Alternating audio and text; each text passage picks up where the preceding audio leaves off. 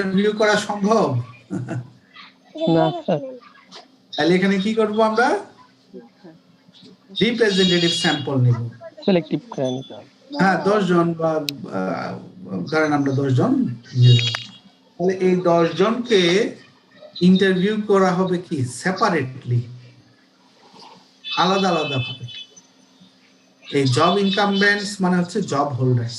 A team of job holders is selected.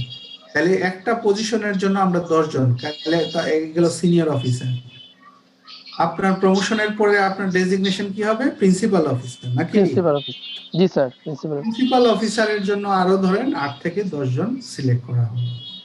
এই প্রত্যেকটা পোস্টের জন্য আমরা এটাকে বলি রিপ্রেজেন্টেটিভ স্যাম্পলস। তাহলে এই রিপ্রেজেন্টেটিভ জব হোল্ডার্স আমরা সিলেক্ট করলাম, করে তাদেরকে এই যে জব অ্যানালিস্ট ইন্টারভিউ করবে। কিন্তু ইন্টারভিউটা কি হবে না, একসঙ্গে হবে না, 1 to 1 ইন্টারভিউ হবে।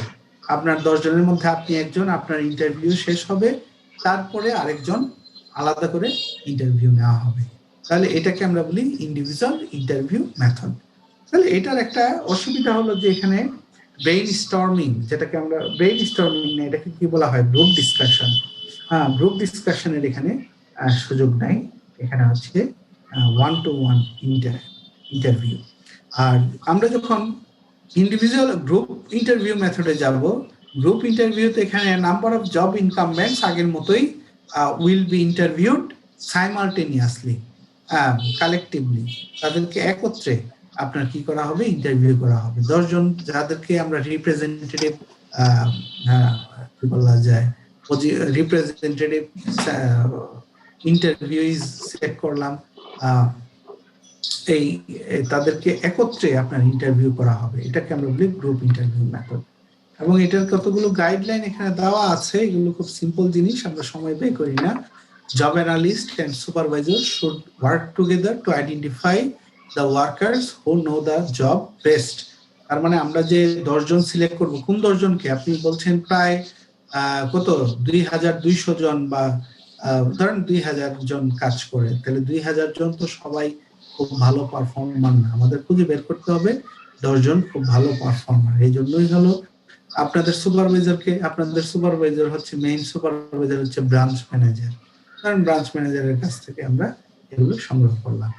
এবং দায়িত্বটা হচ্ছে যে যিনি job analyst, he has to quickly establish the report মানে হচ্ছে একটা খুব ভালো একটা সম্পর্ক তৈরি করে ফেলা ইন্টারভিউ যারা আছে, তার মানে একটা ভালো ইন্টারভিউ এনভায়রনমেন্ট তৈরি করে ফেলা, যাতে করে সবাই freely opinion দিতে পারে। Use a structure guideline that lists question and provides space for answer. আপনার স্ট্রাকচার গাইডলাইন হচ্ছে আপনি যখন জব অ্যানালিস্ট, আপনি যখন ইন্টারভিউ করছেন, আপনি কি কোয়েশ্চেন করবেন, এই জিনিসগুলো খুব গুরুত্বপূর্ণ। এবং তারা তো এমনি থেকে এক্সপার্ট লোক, যারা জব অ্যানালিস্ট, তাদের কিন্তু ধারণা আছে যে আপনার সিনিয়র অফিসার পোস্টে কি কাজকর্ম হয়। তারপরে তারা তো ব্যাকগ্রাউন্ড স্টাডি করছে, করার পরে তারা কোয়েশ্চেনিয়ার প্রিপেয়ার করে এবং সেখানে তারা স্পেস রাখে যাতে করে নোট ডাউন নেওয়া, এবং তারা সেই অনুযায়ী ইন্টারভিউ কন্ডাক্ট করে। স্ট্রাকচার গাইডলাইন মানে হচ্ছে প্রি-প্ল্যান্ড কোয়েশ্চেনস থাকবে। প্রি-প্ল্যান্ড কোয়েশ্চেনের আপনার কি থাকবে, স্পেস থাকবে, যেখানে আপনার জব অ্যানালিস্ট ইনফরমেশন গুলো লিখে রাখবে। তারপরে ask the worker to list his or her duties in order of importance. কোন কাজটার গুরুত্ব বেশি, কোন কাজটার গুরুত্ব কম, এবং ফ্রিকোয়েন্সি অফ অকারেন্স, একই কাজ কতবার করতে হয়। ধরেন যিনি চেক ওপেনিং অ্যাকাউন্টস ডিপার্টমেন্টে কাজ করে, সেভিং অ্যাকাউন্টস কতটা খুলতে হয়, আপনার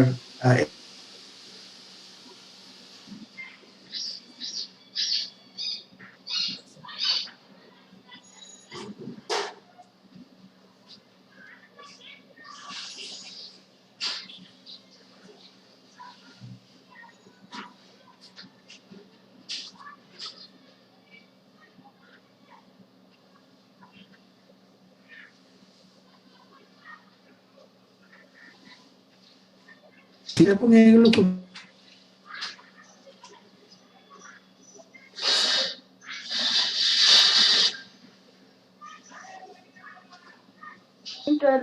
কোনো সাউন্ড তো আসতেছে না। হ্যাঁ, শুনতে পাচ্ছেন? জি স্যার। জি স্যার, এখন আসছে। জি স্যার, এখন এখন শোনা যাচ্ছে না, মাঝখানে শোনা যাচ্ছিল না। ইন্টারনেটের উপর দিয়ে অনেক দখল যাচ্ছে তো, ইন্টারনেট আর কি করবে। Information sources, individual employees, group of employees, supervisor with the knowledge of the job, advantage কি, simple and quick way to collect data, disadvantage কি, অনেক সময় ডিস্টর্টেড ইনফরমেশন দেয়। স্যার আপনি স্ক্রিন দেখা কাজ যাচ্ছে করেন না। দেখা যাচ্ছে না। স্লাইডটা দেখা যাচ্ছে। শেয়ার দেখা যাচ্ছে না। এটা খুব ইন্টারেস্টিং বিষয় যে আপনার এই যে ডিস্টর্টেড ইনফরমেশন দেখবেন। আচ্ছা, বাংলাদেশের আমি একটা খুব ইন্টারেস্টিং একটা কথা বলি।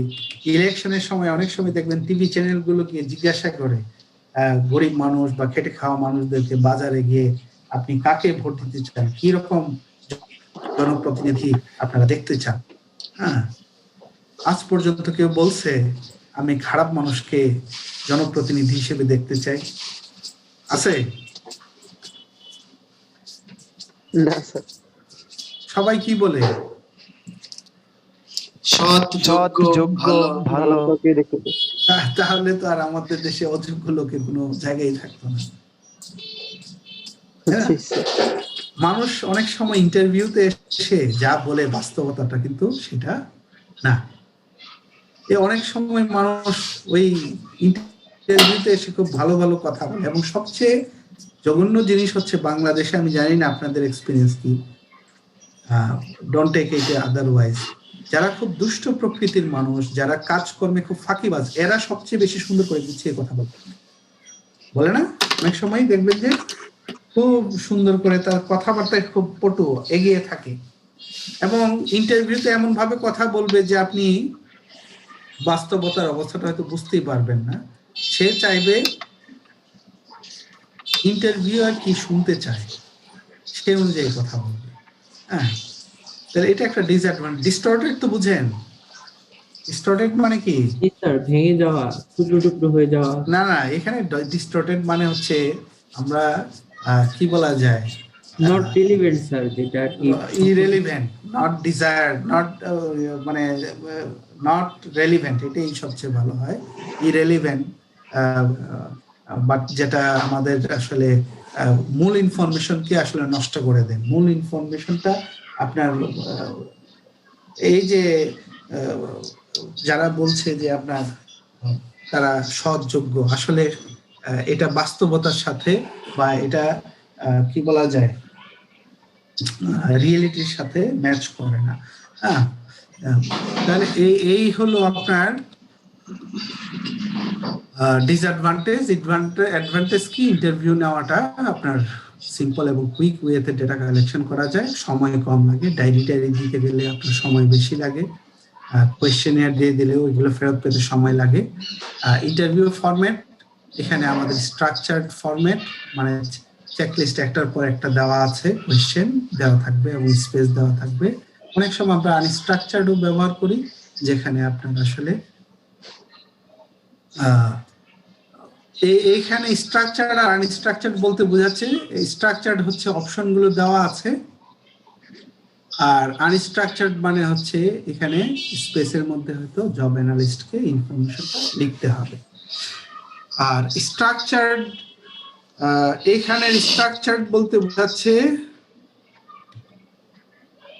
কোথায় যেন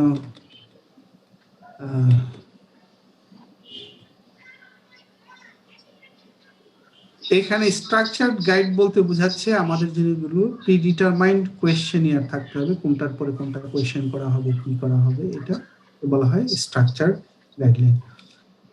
সো এ হলো আমাদের ইন্টারভিউ মেথড। তারপর আমরা চলে যাচ্ছি কোয়েশ্চেনিয়ার মেথড। এটা আরো সিম্পল জিনিস। কোয়েশ্চেনিয়ার মানে হচ্ছে আপনার a prescribed questionnaire will be prepared by the job analyst, and the questionnaire will be provided to the selected job holders. Job holders ke apnar eta pathiye diye dilen, then they will write down they will provide their feedback on the questions er upore tara feedback dibe, and after certain period, the questionnaires will be collected by the job analyst, and then information will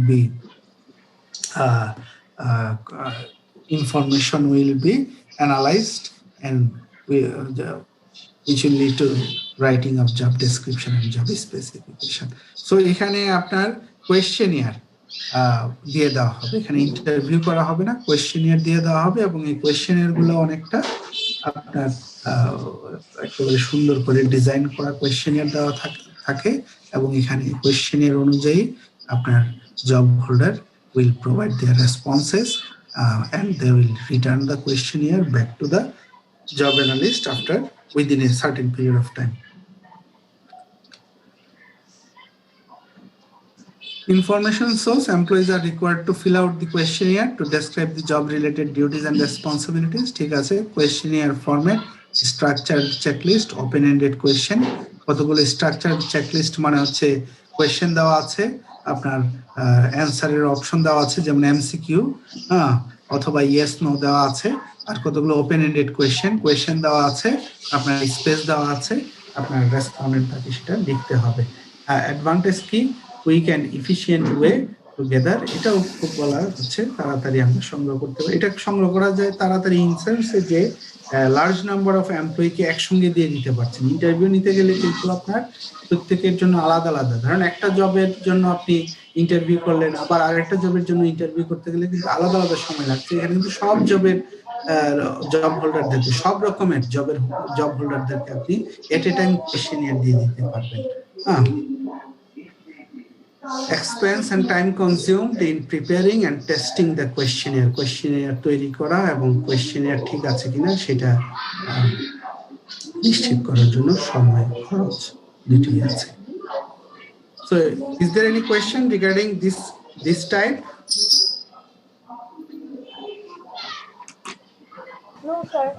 No, sir. Observation method. Job analyst watches employees directly. Job analyst দাঁড়িয়ে ধরেন একজন সেলসে কাজ করে, সে কাস্টমারের সাথে খুব দরকার হলো কাস্টমারের সাথে কিভাবে ইন্টারেক্ট করে, কিভাবে সে রেসপন্ড করে, সে কিভাবে রিপ্লাই দেয়, তার facial expression, way of communication, অনেক কিছু অবজার্ভ করা। তাহলে অবজার্ভ আমরা দুই ভাবে করতে পারি, একটা হচ্ছে যে ডাইরেক্টলি অবজার্ভ করা বাই দি জব অ্যানালিস্ট, আর একটা হচ্ছে review the films of the workers on the job. ওই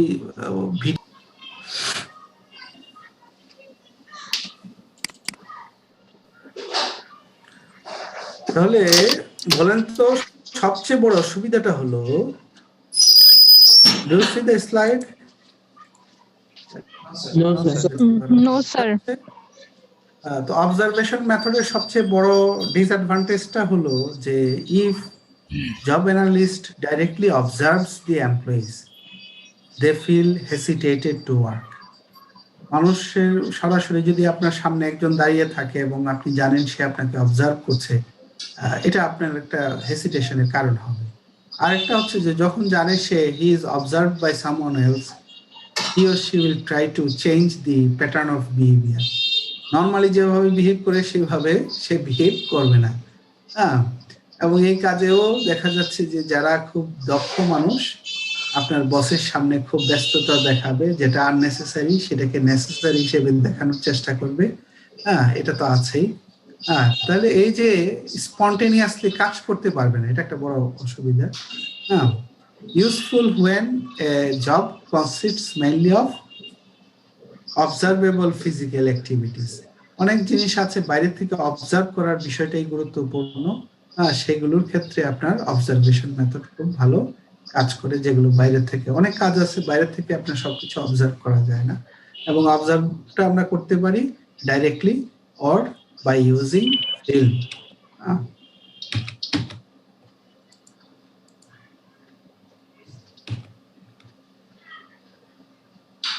Observing and noting the physical activities of the employee. এবং অ্যাডভান্টেজ কি? provides first hand information, reduces distortion of information. লিখে অনেক সময় মন মতো করে আপনার অনেক ইনফরমেশন লেখা যায়, সেটার হয়তো কম না হবে। সবচেয়ে ভালো হবে যদি জব হোল্ডার্স জানে না তাকে তার ভিডিওটা, এখন অনেক প্রতিষ্ঠানে সিসি ক্যামেরা আছে, তার ভিডিওটা ব্যবহার করা যায়, তার ইনফরমেশনটা আরো অ্যাকুরেট পাওয়া যাবে। রিডিউসেস ডিস্টরশন অফ ইনফরমেশন তো আমরা বললাম। ডিসঅ্যাডভান্টেজ, এটা হচ্ছে টাইম কনজিউমিং, অনেক সময় লাগবে, প্রতিদিন দাঁড়িয়ে দাঁড়িয়ে আপনাকে অবজার্ভ করতে হবে। Reactivity responses distorts employee behaviour. Reactivity response মানে কি, সে যখনই জানে যে তাকে অবজার্ভ করছে তার বিহেভিয়ার সে চেঞ্জ করে ফেলে, একটা বড় সমস্যা। Of little use if the job involves high level of mental activity. অবজারভেশনের মাধ্যমে সবসময় মেন্টাল অ্যাক্টিভিটিকে কি করা যায় না, অবজার্ভ করা যায় না, ফিজিক্যাল বাইরেরটা শুধু অবজার্ভ করা যায়। আরেকটা মেথড আছে, সেটার নাম হলো technical conference method, A job analysis technique that uses supervisors, human resource analysts and other individuals who have expertise and extensive knowledge of the job and know the job requirements. Conference means a meeting for the exchange of views and options. এখানে সব method গুলো আপনি আগে যতগুলো পড়েছেন সব method গুলো কার কাছ থেকে ইনফরমেশন নেওয়া হয়েছে? আইদার ইন্টারভিউ বলেন, অবজারভেশন বলেন, questionnaire method. Who are the source of information? কারা ইনফরমেশনের সোর্স ছিল?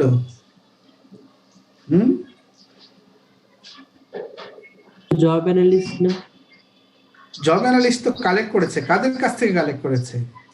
আচ্ছা, জব হোল্ডার্স যারা ছিল, জব হোল্ডার্স যারা। কিন্তু এই একটা মেথড, এই মেথডে দেখেন জব হোল্ডার্সদের কাছ থেকে ইনফরমেশন কালেক্ট করা হয় না। Technical conference method is the only one method in which information is not collected from the job holders directly. এখানে মেথডটা হলো যে instead of job holder we use supervisors of the job holder. ওই যে একটু আগে আমরা বলছি মেশিন অপারেটরের কাছ থেকে ইনফরমেশন নেওয়া হবে না। আপনি জব অ্যানালাইসিস কার করছেন? জব অ্যানালাইসিস করছেন মেশিন অপারেটরের, কিন্তু মেশিন অপারেটরদের কাছ থেকে আপনি এখানে ইনফরমেশন নেবেন না, আপনি ইনফরমেশন নেবেন তার সুপারভাইজারের কাছ থেকে। তারপরে যারা human resource analyst, human resource নিয়ে অনেকদিন কাজ করে, অথবা other individuals who have expertise and extensive knowledge of the job and know the job requirements. So you are not collecting, even production ম্যানেজারের কাছ থেকে আপনি নিচ্ছেন, but you are not taking information from the job holders themselves, তাদের কাছ থেকে information নিচ্ছেন না, এবং তারা এইভাবে মিটিং করছে। এটা হলো কনফারেন্স মেথড। এবং এরা কিন্তু একজনও কিন্তু ওই মেশিন অপারেটর পোস্টের মেশিন অপারেটর না, এরা হচ্ছে কেউ হচ্ছে সুপারভাইজার অথবা ফ্লোর ইনচার্জ অথবা প্রোডাকশন ম্যানেজার, এইচআর এক্সপার্ট অথবা any other people who have expertise on the duties and responsibilities of machine operator. তারা বসে মিটিং করে তারা ডিসাইড করে যে what should be the job requirements and what should be the skill requirements of the job. ঠিক আছে? ওই যে supervisors and job experts their meeting, information is collected from those who have extensive knowledge on the job. Sometimes it lacks accuracy and authenticity as the job analysis information is not collected from the actual job holders. কথাটা কি বোঝা গেল? Disadvantage জি sir. যে অনেক সময় বলে না, যার বিয়ে তার খবর নাই, পাড়াপড়শির ঘুম নাই। যিনি জব হোল্ডার তার কাছ থেকে ইনফরমেশন নেওয়া হচ্ছে না, ইনফরমেশন নেওয়া হচ্ছে কাদের কাছ থেকে? যিনি ওই জবের সুপারভাইজার অথবা এইচআর অ্যানালিস্ট, তাদের কাছ থেকে তারা মিটিং করে ডিসাইড করছে। এটা হলো একটা ডিসঅ্যাডভান্টেজ। এই জন্য অনেক সময় it lacks accuracy and authenticity. Is it clear to everybody? জি sir. Diary, job incumbents are given diaries in which they record their daily activities. ওই যে অনেকে আছেন আপনার ওই ইন্টারভিউ বোর্ডে আসলে কথা বলতে পারে না, বা কথা বলতে শাই ফিল করে, হেজিটেশন হয়। হ্যাঁ, কোয়েশ্চেনিয়ার দিলেন, সেখানেও তো questionnaire has been prepared by job analyst, অনেক কিছু মিসিং থাকার সম্ভাবনা আছে। একটা ইজি ওয়ে হচ্ছে তাদেরকে ডায়েরি দিয়ে দেওয়া, এবং তারা ডায়েরি ধরেন 1 মাস সময় দিলেন, যখন সময় পাবে তাদের কাজকর্মগুলো তারা আস্তে আস্তে রাইট ডাউন করে রাখবে। এবং এই রাইট ডাউনটা অনেক সময় আমরা দেখবেন যে এগুলো অটোমেটিক্যালি একটার পর একটা কাজের মাধ্যমে বের হয়, এবং এগুলো কিন্তু হঠাৎ ইন্টারভিউ করলে সব জিনিসগুলো আসে না, মিসিং হয়ে যায়। আপনি you can provide diary to the job holders and they will write down their daily activities, weekly activities, monthly activities, reporting relationship, এগুলো আস্তে আস্তে তারা লিখবে। And at the end of the period they will return the diaries back to the job অ্যানালিস্টের কাছে ফেরত দিয়ে দিবে, এবং জব অ্যানালিস্ট সেগুলোকে অ্যানালাইসিস করবে। ইনফরমেশন সোর্স হলো এখানে chronological diary or log of what they do and time spent for each activity, and produces more complete picture of the job. Employee have the participation. এখানে আপনার distortion of information আছে, কেউ চাইলেই তার মতো করে নিজের মতো করে বর্ণনা করবে, যেটা বাস্তবতার সাথে অনেক সময় মিলে না। এবং এই কথাটা হচ্ছে গুরুত্বপূর্ণ, the best result are usually achieved with some combination of methods. আমরা কিছু মেথডের একটা মেথড, প্রত্যেকটা মেথডের অ্যাডভান্টেজ আছে, ডিসঅ্যাডভান্টেজ আছে। সবচেয়ে ভালো রেজাল্ট পাওয়া যায় যদি আমরা কয়েকটা মেথড ব্যবহার করি একসঙ্গে। So is there any confusion? No, sir. আচ্ছা, এটা আমাদের খুব গুরুত্বপূর্ণ question, writing job description. Job description লেখার কোনো স্পেসিফিক ফরম্যাট নেই। There is no standard format in writing a job description, but most job description contains the following section. এটা নেওয়া হচ্ছে আপনার গ্রেড এসদারের বই থেকে। জব এখানে কয়টা পার্ট দেওয়া আছে? 7টা। 7 এই 7টা একটু ভালো করে আপনাদের বুঝতে হবে।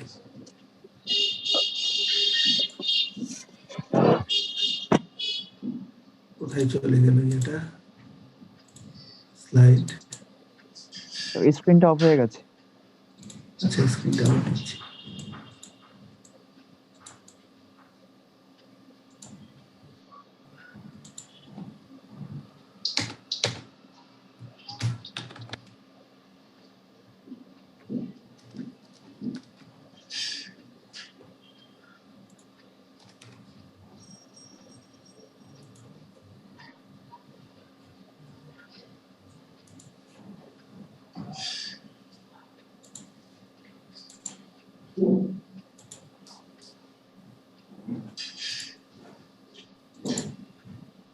দেখা যাচ্ছে? Yes, sir. আচ্ছা, first one is the job identification and job summary, then relationships, duties and responsibilities, authority of the incumbents, standards of performance, and working conditions. এই 7টা। আমি আবারও বলছি যে এখানে স্পেসিফিক কোনো ফরম্যাট নাই, যার যার মতো করে ফরম্যাট তৈরি করে নেন। তবে এই জিনিসগুলো হচ্ছে common. Most job description contains the following section. নামগুলো একটু আগে মনে রাখার চেষ্টা করবেন। জব আইডেন্টিফিকেশন মানে হচ্ছে জবটাকে আইডেন্টিফাই করা। এখানে কিন্তু তার ডিউটিস, রেসপন্সিবিলিটিস বা অন্য কোনো কিছু লেখা হচ্ছে না। এখানে হলো তার জবটাকে আইডেন্টিফাই করা, যে কোন জবের জন্য এই জব ডেসক্রিপশনটা লেখা হচ্ছে। এই হলো writing job description. First one is the job identification section contains several types of information. First one is the job title. যেমন উনি বললেন সিনিয়র অফিসার, তাহলে সিনিয়র অফিসার হলো job title. Job status, exempt or non-exempt status of the job. Are you familiar with the exempt or non-exempt? Exempt এখানে বলতে বোঝা যাচ্ছে যে exempt means the job does not require overtime work. যে জবে ওভারটাইমের দরকার হয় না সেটাকে আমরা বলি exempt status of the job, আর যে জবে আপনার ওভারটাইম দরকার হয় এটাকে আমরা বলি নন exempt status of the job. কথা কি বোঝা গেল? জি স্যার। ধরেন আপনার একটা গার্মেন্টস ফ্যাক্টরিতে আপনার মেশিন অপারেটর, তার কি ওভারটাইম লাগে, করতে হয় ওভারটাইম ওয়ার্ক? জি স্যার, করতে হয়। আবার ধরেন হয়তো অ্যাকাউন্টেন্ট, তার ওভারটাইম নাও লাগতে পারে, কারণ অ্যাকাউন্টেন্টের কাজ আপনার একটা নির্দিষ্ট সময় পরে তার কাজকর্ম করে হয়তো সে বাড়ি চলে যায়। তাহলে তার ওভারটাইম যদি করতে না হয়, এটা হচ্ছে নন এক্সেন্ট। নন এক্সাম্পট। আর না, ওভারটাইম করতে না হলে হলো এক্সাম্পট, আর যদি ওভারটাইম করতে হয় তাহলে এটা কি? ও এক্সেন্ট। ওভারটাইম যদি করতে হয় তাহলে এটা কি হবে?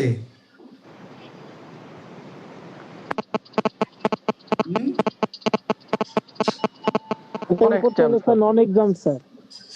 নন এক্সাম্পট। ওভারটাইম যদি করতে হয় তাহলে এটা হলো নন এক্সাম্পট। এক্সাম্পট হলো নিষ্কৃতি, মানে এখানে তাকে ওভারটাইম করতে হবে না। এটা হলো ওভারটাইম যদি করতে না হয়, সেটা হলো এক্সাম্পট স্ট্যাটাস। এক্সাম্পট স্ট্যাটাস আর এটা হচ্ছে non exempt status. Exempt status means doing overtime work is required. Non-exempt means the job requires to do overtime work. এখন যারা জব করেন তারা বিশেষ করে প্রাইভেট সেক্টরে সবারই কি আছে, জবের একটা কি থাকে? পাবলিক সেক্টরে জব কোড থাকে না, প্রাইভেট সেক্টরে যারা জব করেন তারা অবশ্যই কি থাকে, সবার আছে কিনা আমি জানি না। আপনারা কেউ আছেন যাদের জবের কোড নাম্বার আছে?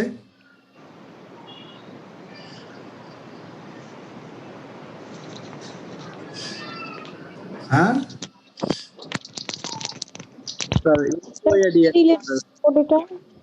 কি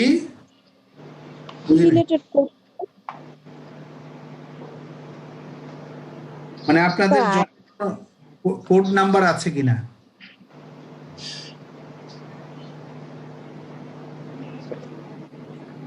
কি জব করে কিনা সেটা উত্তর বিষয়।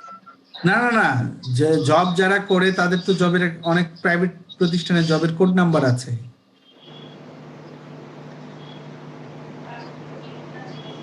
না স্যার, নেই আমার। আছে নাম্বার আছে না? সব অর্গানাইজেশনে থাকে না। I was at BRAC university, আমার এখনো আমার মনে আছে যে আমার কোড নাম্বার ছিল 825।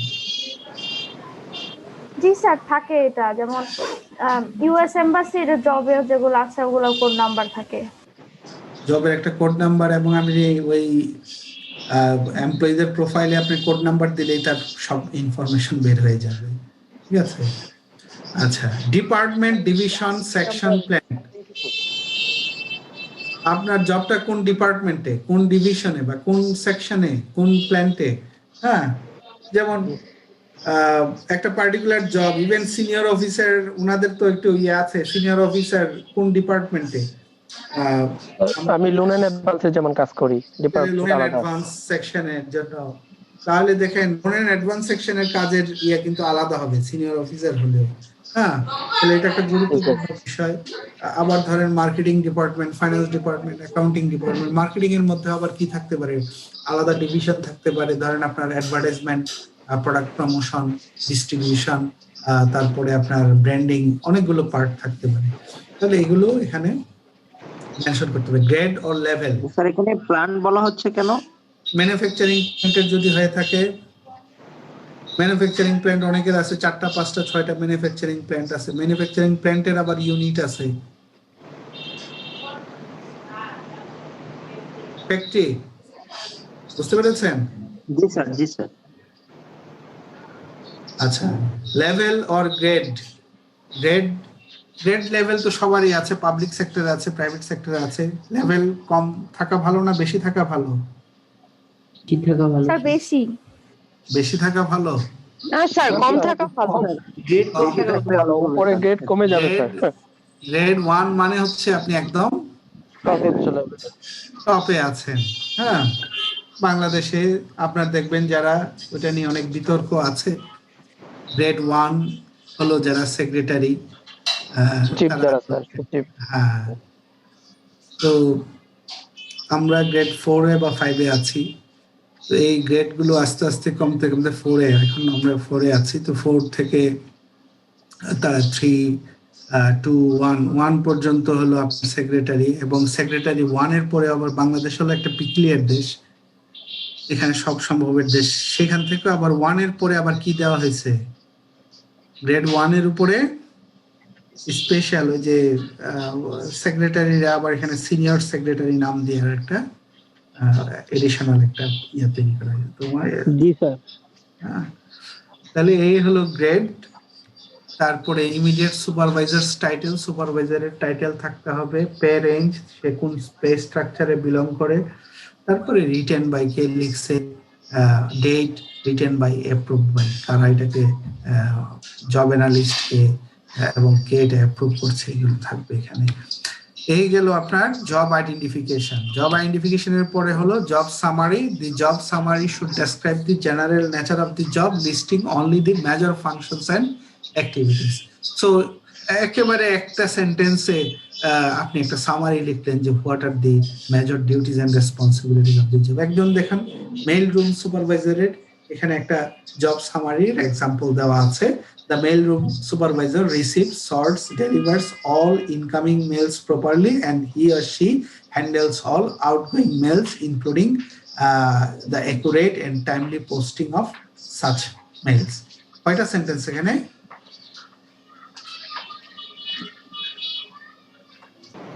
একটা স্যার। একটা একটা সেন্টেন্স। সেন্টেন্স। তাহলে একটা Expression. সেন্টেন্স আপনি একটা সামারি লিখে ফেললেন একজন মেল সুপারভাইজারের দায়িত্ব কি। এবং এটার খুব গুরুত্ব বাড়ছে। আপনি দেখেন এখন প্রত্যেকটা organization is trying to develop job description and job specification for all the positions of their job, because এটা আমাদের খুব দরকার যে একজন এমপ্লয়ি ঠিক মতো কি কাজ করবে এবং তার পারফরমেন্স অ্যাপ্রাইজালের জন্য এটা খুব গুরুত্বপূর্ণ। তারপরে আসছে কি relationships. This part shows the job holders relationships with others inside and outside of the organization. Reports to মানে কি? কার কাছে রিপোর্ট করে, তার মানে এখানে কার নাম থাকবে? রিপোর্টস টু তে কার নাম থাকবে? কার ডেজিগনেশন থাকবে? নাম তো না, ডেজিগনেশন। আর উদ্যতন সুপারভাইজারের ডেজিগনেশন সুপারভাইজার এন্ড সুপারভাইজার্স কাদের ডেজিগনেশন থাকবে? তাদেরকে সে সুপারভাইজ করতেছে। সাবঅর্ডিনেটস যারা, এক্স্যাক্টলি। ওয়ার্কস উইথ মানে কি? কলিগস। কলিগসদের ডেজিগনেশন, নাম না, এখানে হলো তাদের ডেজিগনেশন থাকে। হ্যাঁ, outside of the company, marketing এ যারা কাজ করে, প্রকিউরমেন্টে যারা কাজ করে, লিগ্যাল ইস্যুতে কাজ করে, তাদেরকে they have to deal with outside পিপলদেরকে ডিল করতে হয়। সো আউটসাইড পিপলদের কাদের সাথে government employees, suppliers, big clients কাদের সাথে যোগাযোগ করতে হয় সেগুলো এখানে থাকবে।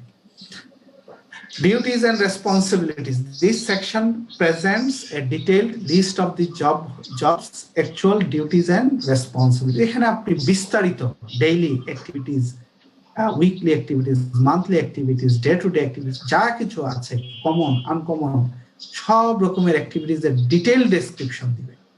প্রত্যেকটাকে আলাদা আলাদা ধরে ডেসক্রিপশন দিতে হবে। This section describes each duty and responsibility in a few sentences. প্রত্যেকটা ডিউটিকে আপনি এই কিছু সেন্টেন্স দিয়ে আপনি ডেসক্রাইব করবেন। কথাটা কি বোঝা গেল? জি স্যার। ধরেন আপনার কাজের পরিমাণ দেখা গেল যে 20টা কাজ করেন, বা অথবা আপনি 12 রকমের কাজ করেন, 12 রকমের কাজকে আপনি আলাদাভাবে এখানে ডেসক্রাইব করতে হবে। অথরিটি আরেকটা গুরুত্বপূর্ণ area. This section should define the limits of job holders authority মানে কি? পাওয়ার স্যার। সব পাওয়ার তো অথরিটি না। আপনার এই সোনালী ব্যাংকের ৪র্থ শ্রেণীর কর্মচারী ইউনিয়নের যে সভাপতি, ৩য় ৪র্থ শ্রেণী কর্মচারী ইউনিয়নের সভাপতি কি করতে পারে? সিবিএ প্রেসিডেন্ট কি করতে পারে? অনেক সময় সোনালী ব্যাংকের এমডির চেয়ার নাড়িয়ে দিতে পারে। স্যার অনেকবার নাড়াইছিল এরকম। হ্যাঁ, নাড়ায় নাই? জি স্যার, অবশ্যই অনেক ঘটনা আছে। বাকি বিল্লা এরকম অনেকের কথা। তাহলে এরা খুব পাওয়ারফুল। তো এটা কি অথরিটি? না, এখন অথরিটিকে কন্ট্রোল করে স্যার তারা। না, কন্ট্রোল করুক, এটা কি অথরিটি কিনা? অথরিটি কিন্তু পাওয়ার, সব রকমের পাওয়ার অথরিটি না। খেয়াল রাখতে হবে, পাওয়ারের সাথে অথরিটির পার্থক্য আছে। Authority is a one kind of power, সব পাওয়ার অথরিটি না, ঠিক আছে? এতে ওই ওই লোক পাচ্ছে কেন? পলিটিক্যাল পাওয়ার, তাই না? জি স্যার। আর অথরিটি হচ্ছে আপনার official power given by your organization. কিসের power? Official power for making decisions, decision নেওয়ার জন্য যে আপনার রাইট বা পাওয়ার, সেটাই হচ্ছে অথরিটি। যেমন ম্যানেজার স্যার আমাদের অথরিটি, হ্যাঁ, ম্যানেজার আমাদের জন্য অথরিটি হিসেবে কাজ করে। না না না না, ম্যানেজার অথরিটি না। ম্যানেজারের অথরিটি আছে আপনাকে কি করার, টাইম অফ দেওয়ার। ধরেন আপনি ব্যাংক থেকে 2 ঘন্টার জন্য কি করবেন, আপনার রিলেটিভ অসুস্থ, আপনার দেখতে যেতে চান, আচ্ছা, কার কাছ থেকে অনুমতি নিতে হয়? ম্যানেজারের কাছে।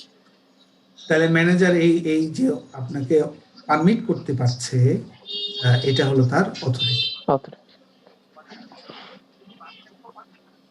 মানে আপনি যদি অফিসে না আসেন, আপনাকে শোকজ করতে পারে, এটা হলো ম্যানেজারের অথরিটি।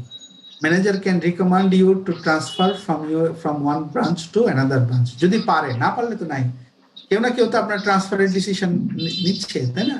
কেউ রিকমেন্ড করছে, তাহলে এটা হলো অথরিটি।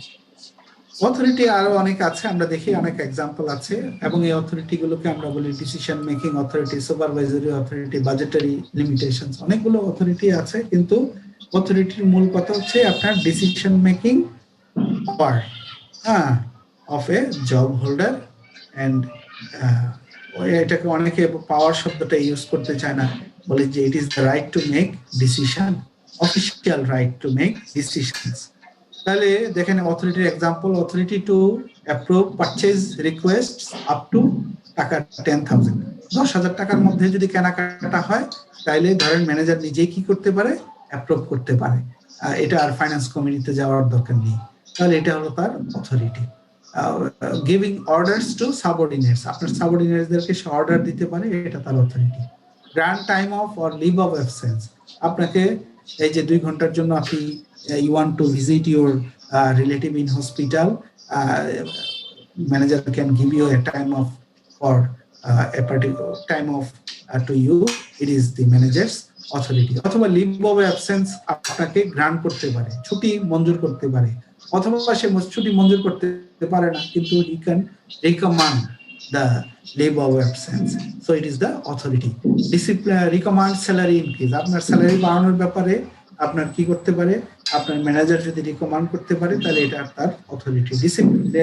ডিসিপ্লিন ডিপার্টমেন্টাল পার্সোনাল, কেউ যদি কথাবার্তা না শুনে তাদের বিরুদ্ধে শোকজ করা, ডিসিপ্লিনারি অ্যাকশন নেওয়া নিতে পারে, এটা অথরিটি। এই যে অথরিটি হচ্ছে two recommend the transfer of a person from one office to another office, এটা authority, or to transfer employees from one authority to another authority, sorry, another branch to another, from one branch to another branch, এটা হলো আপনার authority. এই যে লোক interview করা, higher দেওয়া, তাহলে আপনার এটা একটা অথরিটি। আপনি লোক নিয়োগের ক্ষেত্রে আপনার মতামত আপনি পেশ করতে পারছেন, এবং আপনার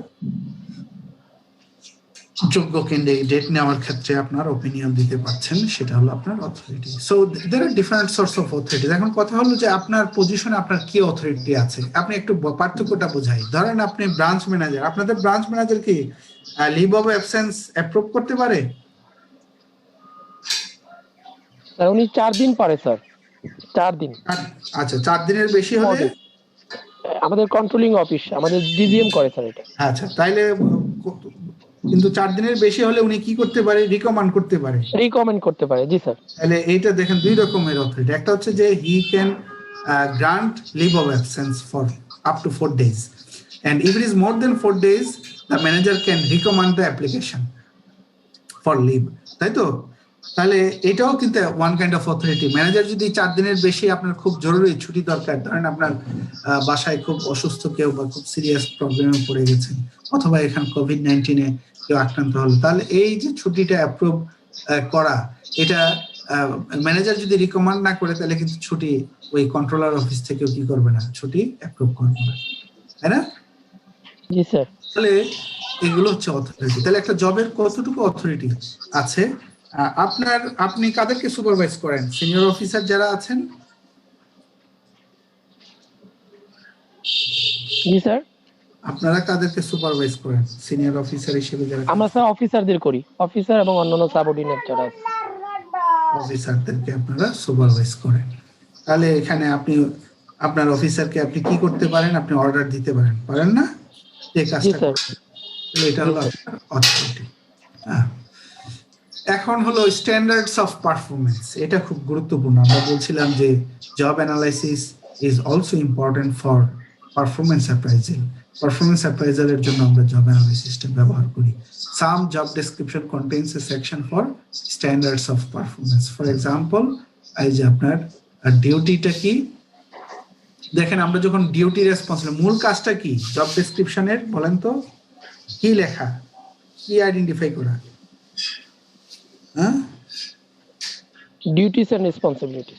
ডিউটিজ এন্ড রেসপন্সিবিলিটিস গুলো লেখা। এবং এই ডিউটিজ এন্ড রেসপন্সিবিলিটিস লেখার সময় দেখেন একটু যদি আমরা কোয়ান্টিফাই করতে পারি, then they will serve as performance appraisal, they will serve as the standards of performance. Performance অ্যাপ্রাইজালের কাজটা কি, কে বলতে পারবেন? পারফরমেন্স অ্যাপ্রাইজালে কি করা হয়? স্যার এমপ্লয়ির পারফরম্যান্স রেটিং করা হয়, একটা স্ট্যান্ডার্ড কে একটা স্ট্যান্ডার্ড সেট করা হয়, স্ট্যান্ডার্ড অফ পারফরমেন্স, তার অ্যাকচুয়াল পারফরমেন্স কে মেজার করা হয়, and comparing the actual performance with the standard performance. Standard set করাটা খুব গুরুত্বপূর্ণ। এবং স্ট্যান্ডার্ড আমরা যত বলি যে if we can quantify the standards, স্ট্যান্ডার্ডকে যত আমরা কোয়ান্টিফাই করতে পারবো তত বেশি পারফরমেন্স অ্যাপ্রাইজাল কি হবে? Objective and fair. অবজেক্টিভ মানে কি?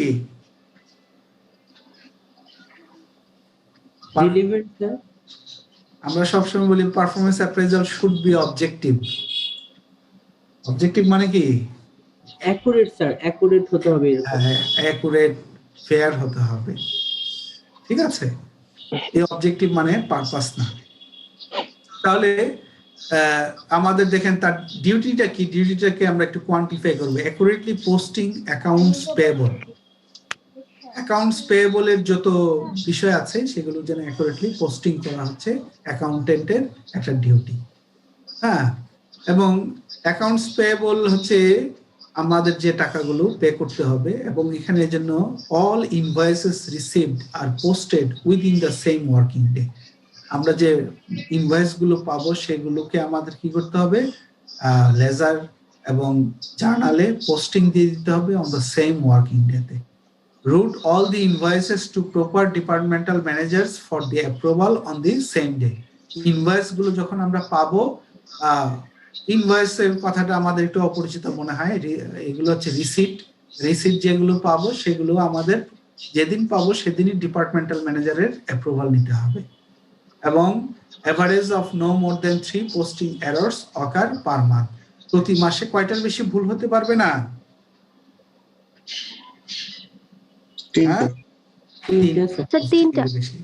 তিনটা তো অনেক বেশি এলাও করছে। This is just an example.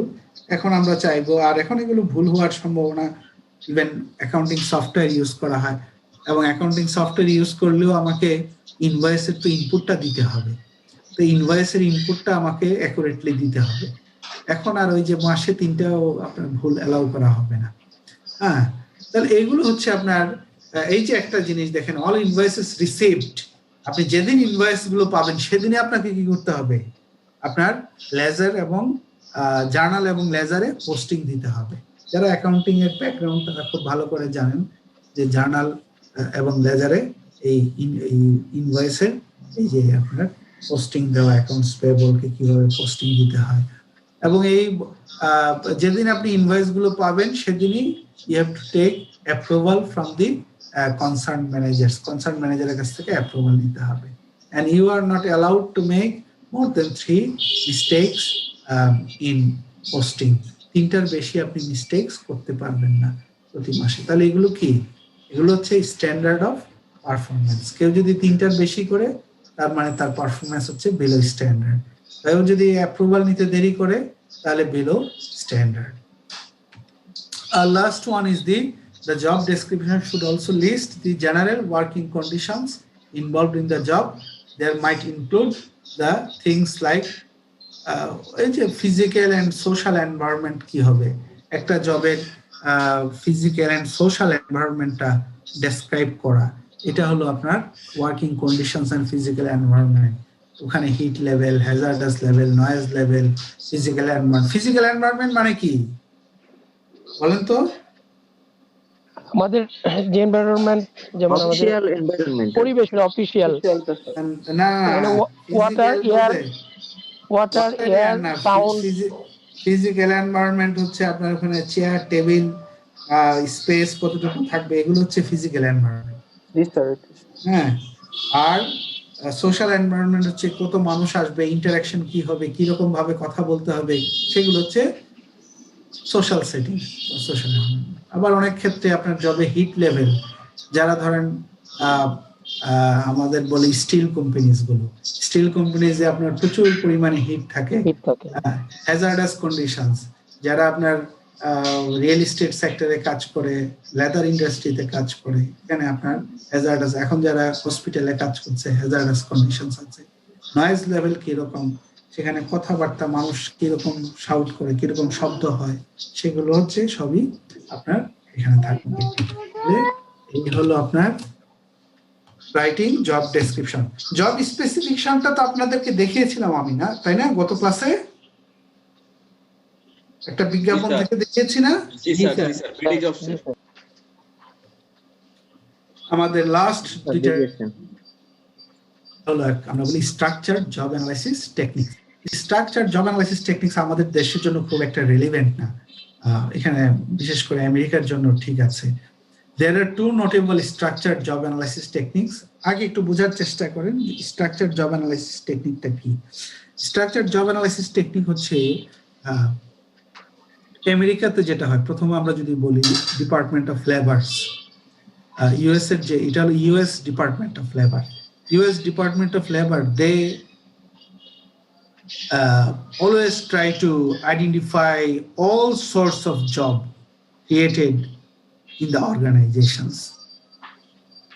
আমেরিকার কনটেক্সটে তারা করে থাকে যত রকমের নতুন নতুন জব, পুরাতন জব, এগুলোকে তারা আইডেন্টিফাই করে, এগুলোর তারা অ্যানালাইজ করে, তাদের ডিউটিস রেসপন্সিবিলিটিস কি, ওয়ার্কিং কন্ডিশন কি, অথরিটি কি, রিপোর্টিং রিলেশনশিপ কি, কি ধরনের নলেজ স্কিলস এবিলিটিস লাগে, কোন ধরনের সেক্টরে এই জবগুলোর ডিমান্ড আছে, জব মার্কেটের কন্ডিশন কি, অনেক জিনিস আপনার তারা অ্যানালাইসিস করে এবং they publish them in the website, এবং এটা free of cost, you can have access on at content model. হ্যাঁ, তাহলে এই আপনি ইউএস ডিপার্টমেন্ট অফ লেবার একটা ইনফরমেশন গুলো তারা ফ্রিলি পাবলিশ করে regarding the different types of jobs, and they analyze each and every job in terms of duties and responsibilities and requirements. So what you can do, you can take the help of this information. A information আপনি help নিতে পারেন, and then you can prepare your job description and job specification for your organization. কথাটা কি বোঝা গেল? Information কারা publish করে?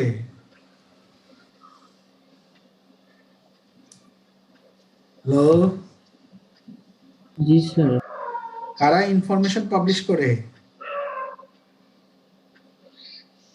কাদের নাম বললাম? US department of labour sir. আচ্ছা, তারা কি আমাদের জন্য তৈরি করে? না স্যার। তাদের জন্য তারা তৈরি করে। কি তৈরি করে তারা? স্যার একটা অর্গানাইজেশন প্রতিটা জব অ্যানালাইসিস, একটা অর্গানাইজেশন বিভিন্ন জবের আপনার তারা নতুন জব, পুরাতন জব, এগুলোকে আইডেন্টিফাই করে তাদের এই যে ডিউটিস রেসপন্সিবিলিটিস তারা তাদের ফরম্যাটে তৈরি করে। এখন ওই ফরম্যাট কি আমরা হুবহু কপি করে নিতে পারবো? নিলে কাজে আসবে না স্যার। কিন্তু আমরা এগুলো থেকে কি করতে পারবো? ইনফরমেশন নিতে পারি স্যার আমাদের। ইনফরমেশন নিতে পারবো এবং আমাদের জন্য আমাদেরটা কাস্টমাইজ করে নিজেদের তৈরি করতে হবে, ওই ইয়ার মতোই আপনার ওই যে পুরাতন পিএইচডি থিসিসের মতো। জি স্যার। আরেকজনেরটা দেখলে আপনি একটা আইডিয়া পাবেন। Same goes for position analysis questionnaire, এটা করে থাকে পার্ডু ইউনিভার্সিটি। আর ওনেট কন্টেন্ট মডেল এটা করে থাকে ইউএস ডিপার্টমেন্ট অফ লেবার। কথাটা কি বোঝা গেল? এন্ড দে আর, এই ইনফরমেশন গুলোকে আমরা কি বলি? এগুলো হচ্ছে সেকেন্ডারি ইনফরমেশন। এগুলো আমাদের জন্য কি হবে? They will be helpful for preparing job description and job specification for our organization. We can use their information and then we have to customize them for ourselves. আমাদের জন্য এগুলোকে কাস্টমাইজ করতে হবে। এগুলোকে কি বলা হয়? Structured job analysis techniques. দুইটা পজিশন নাম কি? একটা হলো পজিশন অ্যানালাইসিস কোয়েশ্চেনিয়ার মেথড, আর একটা হলো ডিপার্টমেন্ট অফ লেবারস ওনেট কন্টেন্ট মডেল। আপনার এটা আর একটু আমি ইয়ে করে দেই, এই ডিপার্টমেন্ট অফ লেবার নিয়ে আপনার ইয়ে হতে পারে। এই এটা হলো ইউএস ডিপার্টমেন্ট অফ লেবার।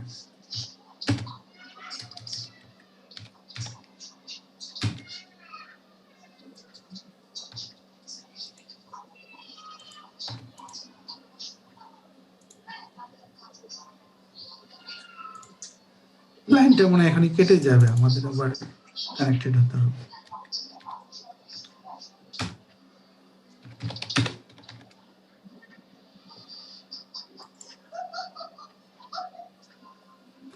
আচ্ছা,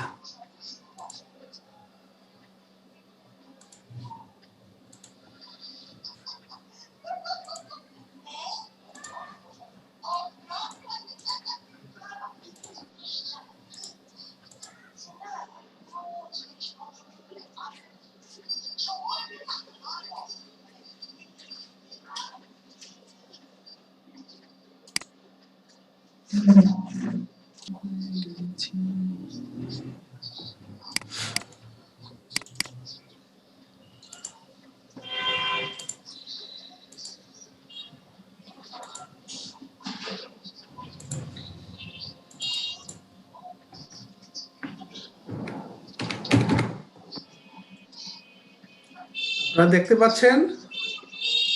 Yes, sir. জি স্যার। এটা লিখে দিলাম এই কারণে আপনাদের জন্য বুঝতে সুবিধা হয়। ইউএস ডিপার্টমেন্ট অফ লেবারস ওনেট, আমরা এগুলো ইয়ে করবো। আমরা আগে দেখি, আমরা একটু বোঝার চেষ্টা করেছি। এগুলো structure journalist techniques, they are basically secondary information published by US department of labor or Purdue University, and we can use the information for writing our job description and job specification, but we have to customize the information for ourselves. First one is the position analysis questionnaire. Position analysis questionnaire is the, remember that both are alternative to each other. Ekta arekta alternative. Position analysis questionnaire is an alternative to ONET content model and was developed at Purdue University, USA. It is a job analysis technique that rates jobs on 194 elements under 6 major division. 6টা major ডিভিশনের উপরে ভিত্তি করে তারা একটা জবকে 194টা ইস্যুতে analysis করে। So job analysis peg rates or evaluates, এই রেটিং মানে হচ্ছে ইভ্যালুয়েট করে। জব PAQ, position analysis questionnaire, evaluates each job on 194 elements, on 194 issues under 6 major divisions. সমস্যাটা হলো এত বেশি ইনফরমেশন থাকে আপনি নিজেও কনফিউজড হয়ে যাবেন যে what things are relevant for our organization. এবং এটা আমাদের দেশের জন্য অনেক কিছুই আছে, দেখবেন যে আপনার সুইটেবল মনে হবে না। আপনি ওয়েবসাইটে যেতে পারেন, দেখতে পারেন। ফার্স্ট ওয়ান ইজ দি, আমরা 6টা ডিভিশনের প্রথমটা কি, তবে আইডিয়াটা খুব গুরুত্বপূর্ণ। দেখেন, information input, mental processes, work output, relationship with other people, job context and other job characteristics. এই হলো 6টা ক্যাটাগরি। 6টা ক্যাটাগরিতে তারা 194টা ইস্যুতে আপনার কি করে জবকে ইভ্যালুয়েট করে অথবা রেটিং করে।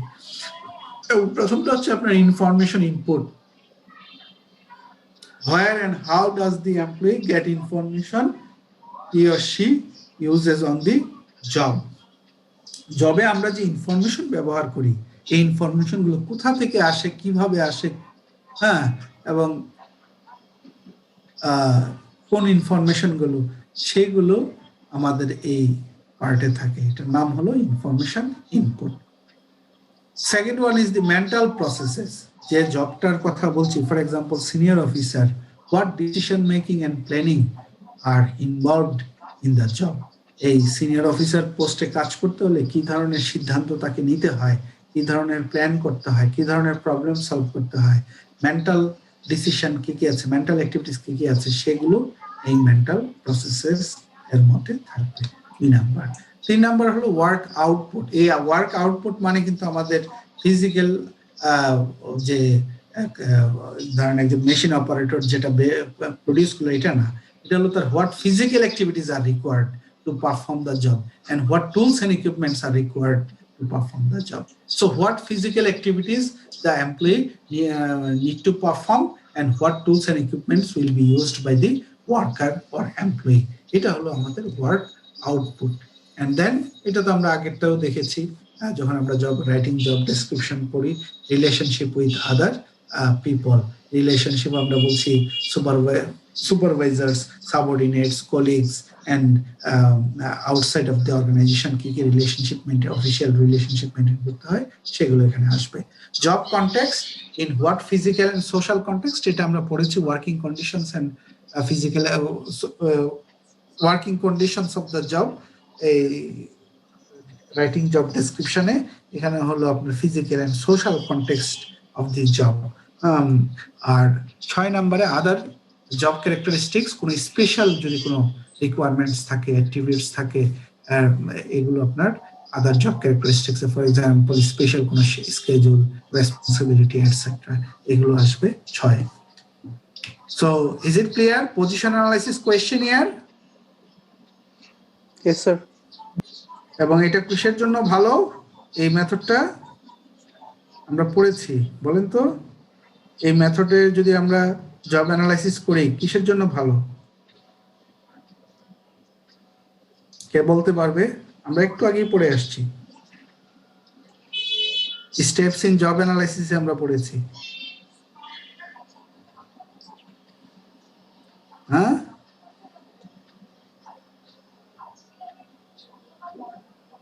একজনে বলতে পারছেন না?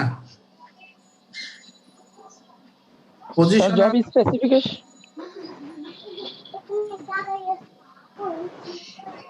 পজিশন অ্যানালাইসিস কোয়েশ্চেনিয়ারটা আমাদের স্যার জব স্পেসিফিকেশনের জন্য স্যার না, আমরা আমরা যদি জব অ্যানালাইসিস এর পারপাসটা যদি হয় যে জব অ্যানালাইসিস এর ইনফরমেশনটা আমরা রিক্রুটমেন্ট সিলেকশনে ব্যবহার করব, হ্যাঁ, এই ক্ষেত্রে আপনার পজিশন অ্যানালাইসিস কোয়েশ্চেনিয়ার দিয়ে যদি আমরা জব অ্যানালাইসিস করি, it will be quite helpful. কথাটা কি বোঝা গেল? কিসের জন্য?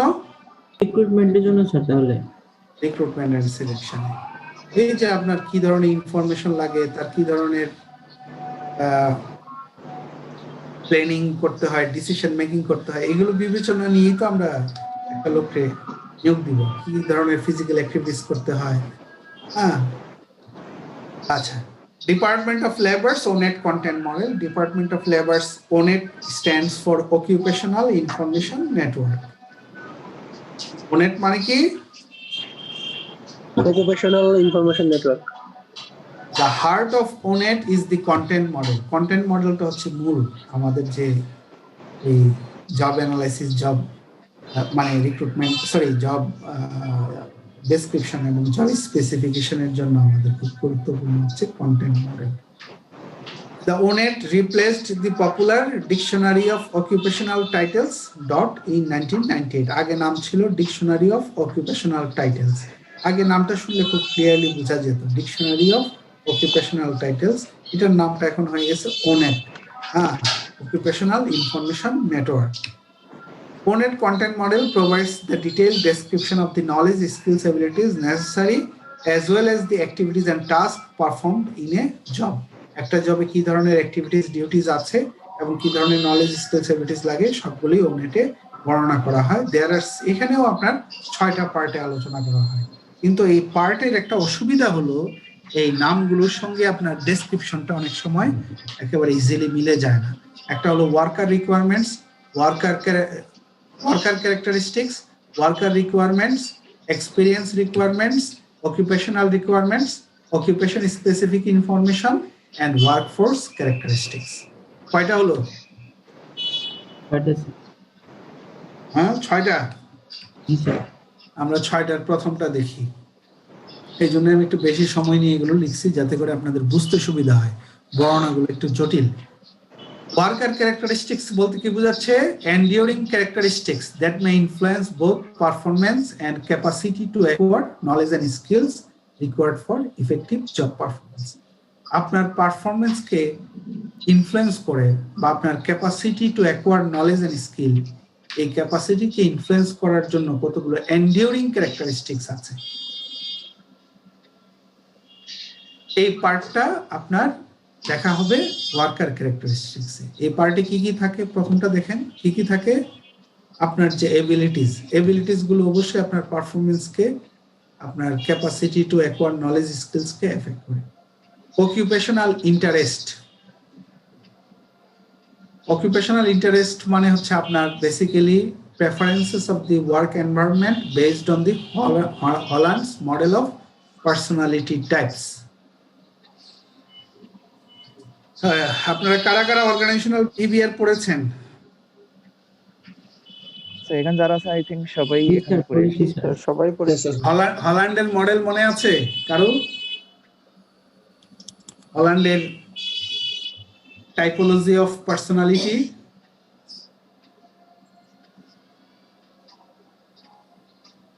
এটার মূল কথাটা হলো যে আপনার বেসিক্যালি অকুপেশনাল ইন্টারেস্ট, এটা হলো যে আপনার personality type and congruent occupations, মানে আপনার যে পার্সোনালিটি তার সঙ্গে যেন আপনার যে জবের নেচারটা মিলে যায়।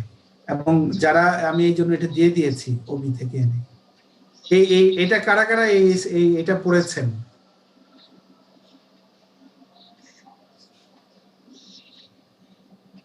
আপনারা তো কেউ কথা বলছেন না। এক্সামে কি নকল করেছেন? হ্যাঁ, কিছু মানুষ আছে ফিজিক্যাল অ্যাক্টিভিটিস পছন্দ করে, তাদের জন্য কোন জব ভালো?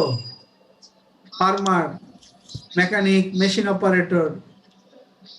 কিছু মানুষ হচ্ছে ইনভেস্টিগেটিভ, খালি খুঁজে বের করে নতুন নতুন জিনিস, তাদের জন্য কোন জব ভালো? Biologist, economist, news reporter.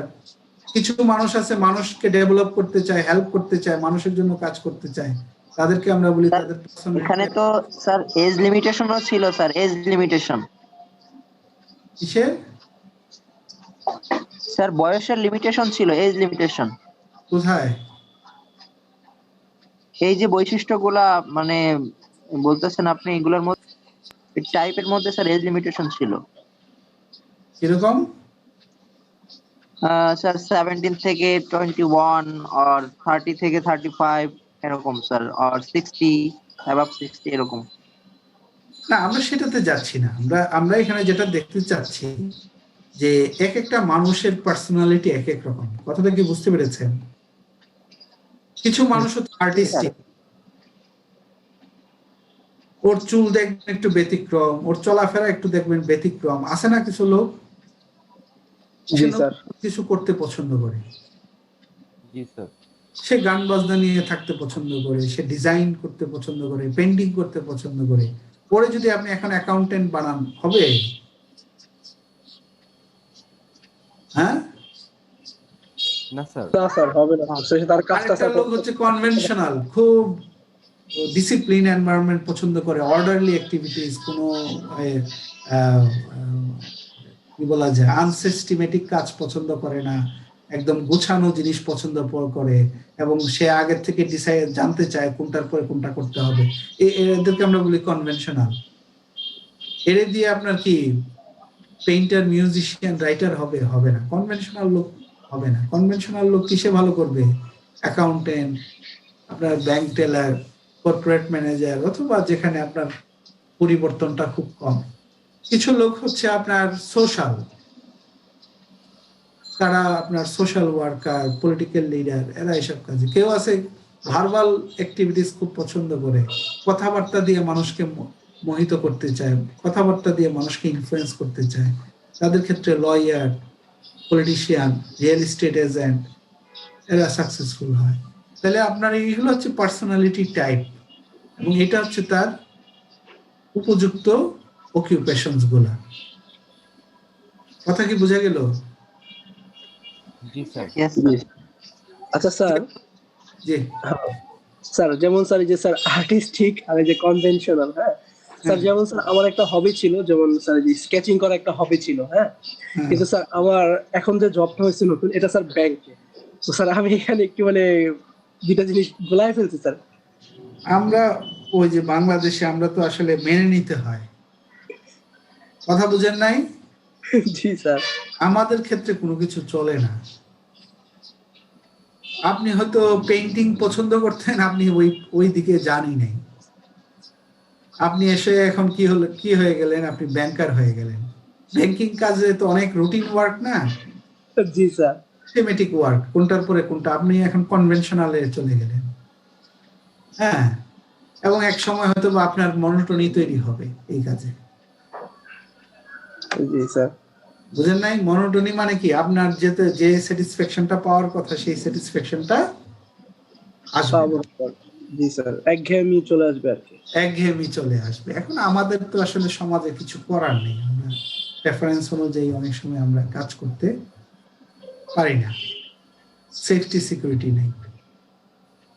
আপনি হয়তো গান বাজনা পছন্দ করতেন, কিন্তু গান বাজনা করতেই আপনি পারছেন না, কারণ আপনার এটা দিয়ে প্রফেশন চলবে না,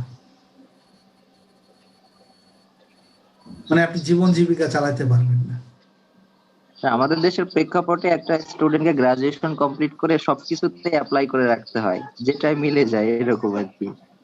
নাহলে তো উপায় নেই। আপনি এখন ধরেন একজন খুব পছন্দ করে কি করলো, সে সায়েন্স পড়তে পছন্দ করে, সায়েন্স পড়াশোনা করলো, এবং তার খুব ড্রিম ছিল সে ডাক্তার হবে, ডাক্তার হলো, কিন্তু সে কি হলো?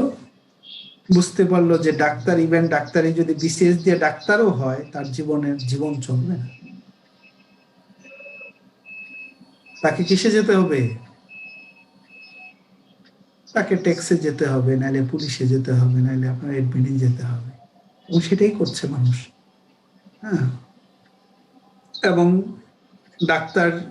ডাক্তার হওয়ার পরে বিসিএস দিয়ে ধরেন আপনার সরকারি হসপিটালে জয়েন করার পরে আবার ওই ডাক্তার কি করেছে? বিসিএস দিয়ে অন্য ক্যাডারে চলে গেছে। এরকম এক্সাম্পলও বাংলাদেশে আছে।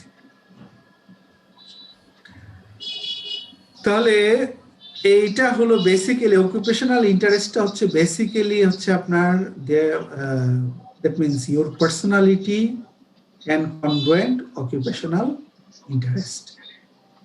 Work values, specific needs that are important to the person's satisfaction. Specific needs, work values বলতে কি বোঝায় তার একটা ব্যাখ্যা এখানে দেওয়া আছে। এটা চাপ দিলেই চলে যায় কেন? তো আপনারা কি দেখতে পাচ্ছেন?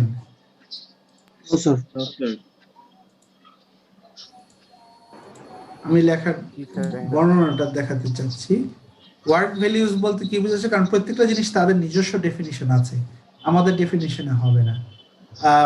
যেমন আপনি অনেক সময় কি চান, কিছু মানুষ আছে সে এই যে দেখেন specific need that are important to person satisfaction. কিছু মানুষ রিকগনিশন চায়, কিছু মানুষ কম্পেনসেশন চায়, কিছু মানুষ আপনার প্রমোশনকে বেশি পছন্দ করে, কিছু মানুষ জব সিকিউরিটি বেশি পছন্দ করে। তাহলে একটা পার্টিকুলার জবে এখানে কেন মানুষ আসতে চায় এই জবটাতে?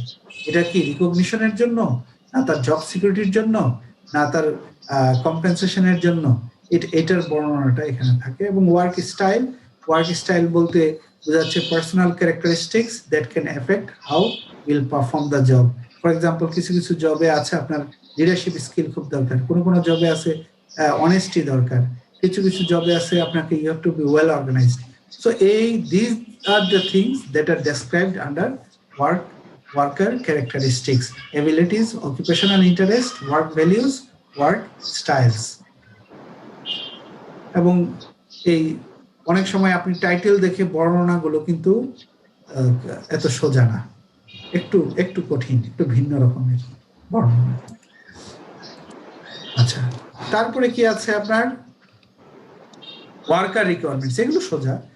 Worker requirements refer to the work-related activities acquired through experience and education.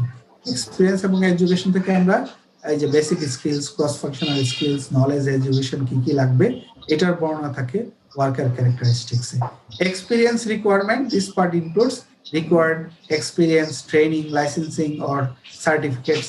For example, bar কাউন্সিলের সার্টিফিকেট লাগবে কিনা, এগুলো হচ্ছে আপনার এক্সপিরিয়েন্স রিকোয়ারমেন্টস। তাহলে কয়টা কভার করলাম? তিনটা। একটা হচ্ছে worker characteristics, worker requirements and then experience requirements. 4 number হচ্ছে occupational requirements. This part provides the detailed occupational requirements such as detailed work activities, organizational context, work context, এই জিনিসগুলো সবই চলে আসবে এখানে। হ্যাঁ, অর্গানাইজেশনাল ক্যারেক্টারিস্টিক্স মানে হচ্ছে এই ক্যারেক্টারিস্টিক্স এর organizational structure, decision making, HRM practices, এই জিনিসগুলো এখানে চলে আসবে অকুপেশনাল রিকোয়ারমেন্টস। 5 নাম্বার হচ্ছে অকুপেশন স্পেসিফিক ইনফরমেশন। এখানে আপনার ওই যে জবের টাইটেল, ওই যে আমরা ইনফরমেশন আইডেন্টিফিকেশনের যে title, alternative titles, occupation specific task, necessary tools and equipments, technology required for the job, এইগুলো আসবে আপনার অকুপেশন স্পেসিফিক ইনফরমেশন। লাস্ট হবে আপনার ওয়ার্কফোর্স ক্যারেক্টারিস্টিক্স, ওই জবের জন্য লেবার মার্কেটের অবস্থা কি, ডিমান্ড, ওই জবের ডিমান্ড কিরকম, ওয়ার্কারদের সাপ্লাই কিরকম, আপনার স্যালারি কিরকম, আপনার ফিউচার এমপ্লয়মেন্ট অপরচুনিটি কিরকম আছে, সবই আসবে ওয়ার্কফোর্স ক্যারেক্টারিস্টিক্সে। এবং আপনারা চাইলেই এই ওয়েবসাইটে গিয়ে চেক করতে পারেন, আপনার এই সার্চের টাইটেল নাম দিবেন, ফর এক্সাম্পল এইচআর ম্যানেজার, এবং তার সকল বর্ণনা আপনি পেয়ে যাবেন অনেট কন্টেন্ট মডেল। এবং আমার কাছে এটা খুব একটা পছন্দের জানা। আপনি দেখেন এই বর্ণনাগুলো কিন্তু একটু জটিল টাইপের, দেখবেন টাইটেলের সাথে বর্ণনাগুলো কিন্তু আপনি চাইলেই ইজিলি বুঝতে পারবেন না। কথাটা কি বোঝা গেল? জি স্যার। এই যে অনেটের আপনি এই যে এখানে আমি একটা বের করে রেখেছি, আমার এই জবের নাম কি, এটা দেখেন তো, রিটেল সেলস প্ল্যাটফর্মস। এই যে দেখেন তার টাস্কের তালিকা, আপনি এগুলো এই যে একটাতে ক্লিক করবেন সব পেয়ে যাবেন। মানে সুবিধাটা হলো কি, এদের একটা কাজ হলো যে জিনিসপত্র খুব গুছিয়ে রাখে। আপনি একটাতে ক্লিক করবেন, আপনার দেখবেন যে এইখানে একেবারে কি কি কাজ করতে হয় দেখেন তার এই লিস্ট দেওয়া আছে। এবং এটা তো আপনাকে এই যে দেখেন এবিলিটির ইয়ে আছে, স্কিলের ইয়ে আছে, আপনি যেটা চাইবেন আপনার এই জিনিসগুলো চলে আসবে। আমরা এখন কিসে ক্লিক করেছি? সামারি থেকে কিসে ক্লিক করেছি? সরি, আজানটা শেষ।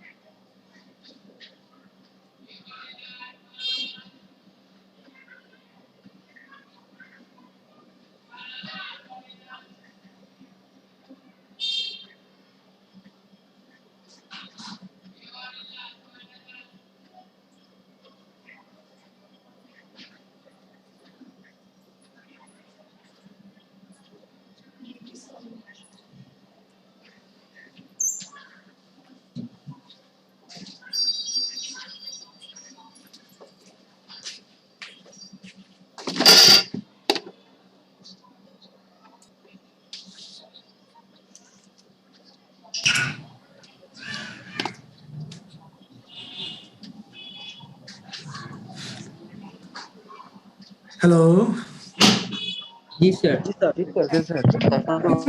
প্রত্যেকটাতে ক্লিক করলে আপনি পেয়ে যাবেন। এটার আবার আমি যেভাবে দেখিয়েছি 6টা পার্টে, এটা আপনি সার্চ দিলে দেখবেন যে ওদের ইয়েতে আলাদা করে এইভাবে দেওয়া আছে। হ্যাঁ, তাহলে এটা আমরা এখান থেকে আপনারা চাইলেই দেখে নিতে পারেন। রাইটিং জব স্পেসিফিকেশন, এই যে একটা ওয়ে দেওয়া আছে, এটা আমার কাছে খুব একটা ইয়া না। আমরা ওই ইউজুয়ালি জব ডেসক্রিপশন লেখার সঙ্গে সঙ্গে একটা পার্ট আলাদা করে সাথে সাথে লিখে ফেলা হয়, জব স্পেসিফিকেশন। হ্যাঁ,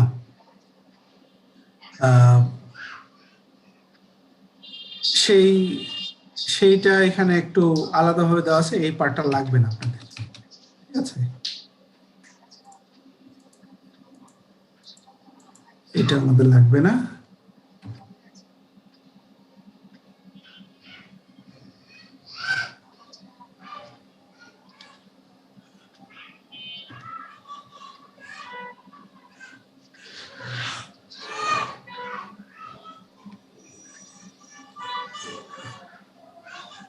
তাহলে জব স্পেসিফিকেশন আমরা বই থেকে যেটা দেখলাম, that is the job specification. আমাদের এই চ্যাপ্টার শেষ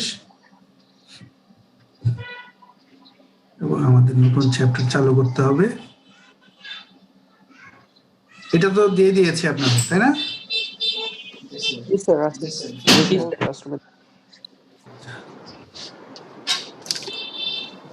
আমাদের থার্ড চ্যাপ্টার কি?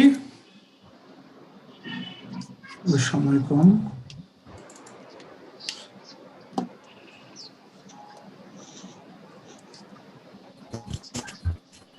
Hello sir.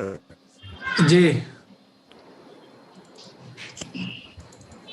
বলেন, আপনাদের মধ্যে কারা আমার আন্ডারে ইয়ে করছেন, সরি আমার আন্ডারে থিসিস করছেন, এরকম কেউ আছেন?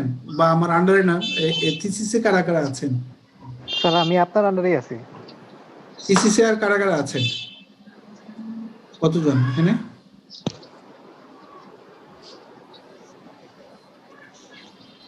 এই সেমিস্টারে এইচআরএম এর থিসিসে কারা আছেন?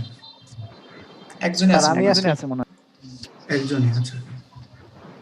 আপনাদের ওই যে ক্লাস নেক্সট ফ্রাইডেতে সন্ধ্যার দিকে হবে 6:30। হ্যাঁ ঠিক আছে, নোটিস এসএমএস পেয়ে যাবেন। তো এটা কে কি বলছিলেন বলেন একটু। স্যার গুগল ক্লাসরুমে কোডটা কি একটু দেওয়া যাবে?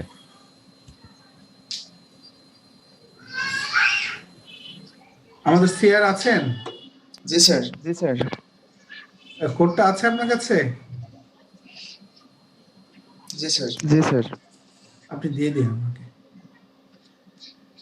Strategic human resource management, HR training. HR training এ আমরা দেখব, এখানে এইচআর ট্রেনিং এর অনেকগুলো কাজ আছে এবং এইচআর ট্রেনিং এ আমরা মূল কাজটা কি, এইচআর ট্রেনিং এ আপনারা কে বলতে পারবেন? What is done in HR training? হ্যাঁ, এইচআর ট্রেনিং এ কি কাজ করা হয়? স্যার কোম্পানিতে কতগুলো লোক আছে, কতগুলো থাকবে, কতগুলো লাগবে, এই সব কিছু দেখে স্যার এইচআর পিসে। হ্যাঁ, আর ছোট করে বললে ডিমান্ড এন্ড সাপ্লাই স্যার, কি পরিমাণ ডিমান্ড দরকার সেই সাপ্লাইটা কোথা থেকে আসবে সেটা ফোরকাস্ট করা। ডিমান্ড মানে আমার কত লোক লাগবে, হ্যাঁ সাপ্লাইটা বাদ দিলে আমাদের আসলে অতিরিক্ত কত লোক লাগবে বা কত লোক কমাতে হবে কিনা। সো ইট ইজ দি, এবং এখানে আমাদের মূল কাজ কি, এইচআর ট্রেনিং এর মূল কাজটা হচ্ছে ফোরকাস্ট করা ডিমান্ড অফ হিউম্যান রিসোর্সেস। এবং তাইলে স্বাভাবিকভাবে আসে এখানে the process of HR training. আমাদের একটা প্রসেস আছে কিভাবে করতে হয়, ফোরকাস্ট কিভাবে করতে হয়, এবং কোনো পজিশন ভ্যাকেন্ট হলে আমরা সেটা কিভাবে ফিল আপ করবো, সেটা একটা গুরুত্বপূর্ণ বিষয়। আরেকটা হলো যে দেয়ার আর ডিফারেন্ট ফোরকাস্টিং মেথডস, এটাকে আমরা বলি ফোরকাস্টিং মেথডস অর টেকনিক্স। এই যে কত লোক লাগবে এটা জানার জন্য কতগুলো মেথডস আছে, সেই মেথডগুলো খুব গুরুত্বপূর্ণ। এটা আমি কেন বলছি গুরুত্বপূর্ণ,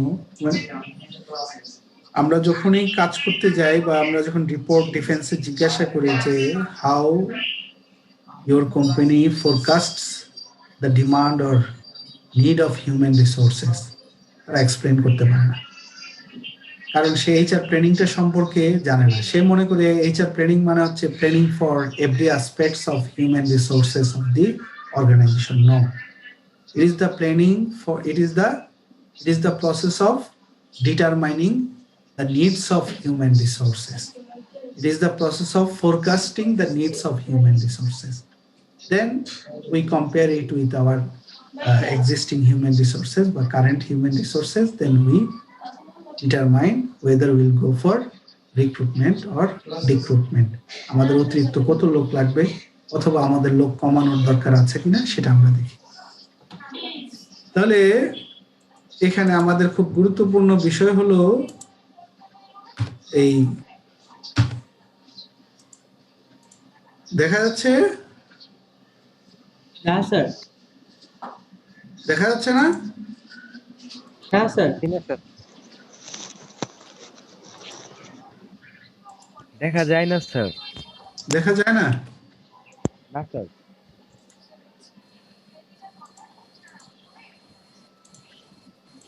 সবকিছুর কম্বিনেশন এখন দেখা যাচ্ছে?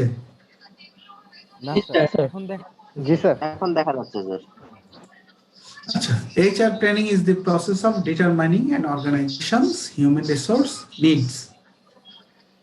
Gary Dessler কি বলছে? It refers to the process of deciding what positions the firm will have to fill.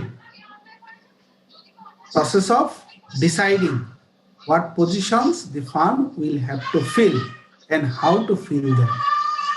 কোন কোন পজিশনে আমার লোক লাগবে সেটা ডিসাইড করা, process of deciding what positions the firm will have to fill. কোন কোন পজিশন আমার ফিল আপ করতে হবে, মানে কোন কোন পজিশনে আমার লোক নিয়োগ দিতে হবে, and how to fill them.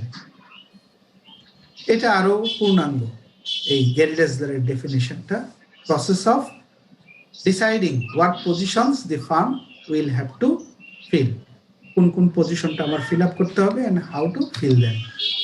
এটাও আর একটা সুন্দর ডেফিনিশন, বোলা এন্ড স্কট, খুব ভালো অথর। তারা কি লিখেছে? HR training is the process for ensuring that human resource requirements of an organization are identified. একটা ফার্মে কত লোক লাগবে সেটাকে আইডেন্টিফাই করা, and plans are made for satisfying those requirements, অর্থাৎ how to satisfy the requirements, এবং আমাদের পরিকল্পনা করতে হবে আমরা কিভাবে এই রিকোয়ারমেন্টটা ফুলফিল করবো। কিভাবে করবো, এটা কিভাবে একটু সোজা খেয়াল করেন। আমাদের সিনিয়র অফিসার আছে 7 জন একটা ব্রাঞ্চে, আমার লাগবে আরো 2 জন, তার মানে আমার ডিমান্ড হচ্ছে 9 জনের, আছে 7 জন, তাহলে 2 জন নিয়োগ দিতে হবে। এখন এটা আমরা কিভাবে ফিল আপ করবো? এটা ইন্টারনাল আমরা করতে পারি, অন্য জায়গাতে সারপ্লাস থাকলে আমরা এখানে নিয়ে আসতে পারি, প্রমোশন দিয়ে আমরা করতে পারি, আমরা বাইরের থেকে নিয়োগ দিতে পারি। So how we must have plan how to satisfy the requirements. হ্যাঁ, এবং HR planning is also known as workforce planning, employment planning, personnel planning. এটা কিন্তু আমরা অনেক সময় আলাদা করার জন্য বলি পার্সোনাল, এটার প্রনাউন্সিয়েশনও কিন্তু পার্সোনাল, নট পার্সোনাল।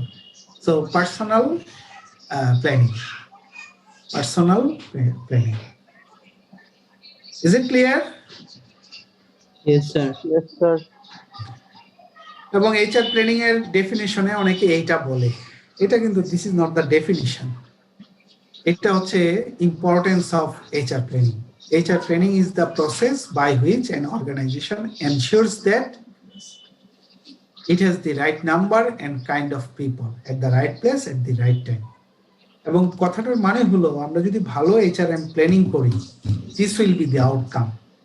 HRM প্ল্যানিংটা যদি ঠিক মতো করে আমরা লোক নিয়োগ দিতে পারি, তাহলে আমাদের সঠিক সংখ্যার সঠিক ধরনের লোক থাকবে, সঠিক জায়গায় সঠিক সময়ে। তার মানে হলো আমাদের HRM এর কি থাকবে না, সারপ্লাসও থাকবে না, শর্টেজও থাকবে না কোনো পজিশনে। HR প্ল্যানিং কিন্তু শুধুমাত্র একটা পজিশনের জন্য করা হয় না, একটা অর্গানাইজেশনের যত পজিশন আছে, এই যে উনি বললেন যে officer, senior officer, principal officer, সব পজিশনের জন্য আপনার করা হয়। এবং কোনো পজিশনে we don't expect surplus or shortage, আমরা সারপ্লাসও চাই না, যেখানে লোক দরকার 3 জন সেখানে 5 জন কাজ করুক, এটাও আমরা চাই না। আবার যেখানে 4 জন দরকার, বাংলাদেশে যেটা অনেক সময় হয় 4 জনের কাজ 2 জনকে দিয়ে করানো, তারা হিসাব করে যে 2 জনটাই হচ্ছে অ্যাপ্রোপ্রিয়েট। কিন্তু 2 জনেরটার জায়গায় যদি 1 জন হয়ে যায় তাহলে কি হয়ে যাবে, আলটিমেটলি ডিজাস্টার হবে। স্যার আজকে কি আরো পড়াবেন? না না, আমাদের প্রায় শেষ, আমি জানি। ও 13 বেজে গেছে, আমরা এটা শেষ করে দিচ্ছি। তাহলে এই জিনিসটা এনশিওর করা এবং সেই রকম লোক যারা capable of effectively and efficiently completing the task of the organization. So this is the importance of HR planning. এই চ্যাপ্টারটা কি আপনাদের আমি দিয়েছি? না স্যার, না স্যার অন টু দিয়েছে। না স্যার, দেওয়া হয় না স্যার, অনলি 2টা দেওয়া আছে। তাহলে তো আবার সেই ক্লাসরুমে যেতে হবে, আগে অ্যাটেন্ডেন্সটা কল করি। আচ্ছা দিয়ে দিব, সময়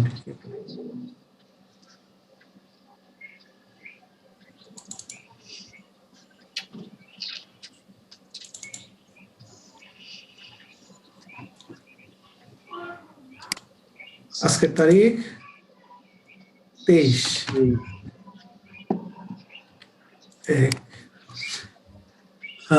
মাহমুদা সুলতানা। Yes, sir. সুলতানা, আইরিন সুলতানা আছেন? নেই। স্ক্রিনটা কি শেয়ার দেওয়া যায়, তাহলে আমরা দেখতে পারতাম। না দেখলে আবার অসুবিধা আছে। Asadur Rahman. Yes sir, Asadur Rahman.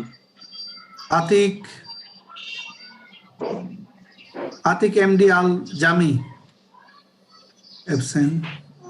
Iqbal Hossain. Yes sir. Sir, জি। আইরিন সুলতানা, ওনার ইলেকট্রিসিটি চলে গিয়েছে, যার জন্য উনি আর এন্ট্রি নিতে পারছেন না। আচ্ছা ঠিক আছে, দিয়ে দিলাম। Arman Hossain. Present sir. Sulaiman Kabir. Yes sir. Ahsan Ibne Salim. Yes sir. Fatimatuz Zohra. Yes sir. Fahmida Ferdous. Yes, sir. গত ক্লাস করেন নাই। Sohag Hossain. Yes sir. Kazi Ferdous Islam Bappi. Yes sir. Alamin Mia. Yes sir. Nazia Tasnim. Present sir. MD Rashidul Islam. Yes sir. Amit Ghosh. Yes sir. Mahmuda Kabir. Present sir. MD Moinul Islam. Yes sir. Shihab Mahmud. Sir, Shiab মাহমুদের এলাকায় স্যার ইলেকট্রিসিটি নাই sir. আচ্ছা দিয়ে দিলাম। MD Tarikul Islam. Yes sir, Tarikul Islam. Lia Haider. Present sir. Thank you. MD Nazrul Islam Panu. Yes sir. MD Ridwan Hasan Riyad. Yes sir. Partha Kumar Dutta. Yes sir. Sanjana Arifin absent. Zahidul Islam. Yes sir. Zakia Khatun. Present sir. Sir, আমার unmute অপশনটা ঠিক হচ্ছিল না। আচ্ছা দিয়েছি, সমস্যা নাই, দিয়ে দিলাম। Samia Alam. Present sir. Saima Alam. Kaniz Afroz. Yes sir. Yes sir. Monora Parvin Maya. Present sir. Tarif Jibran অর্পণ।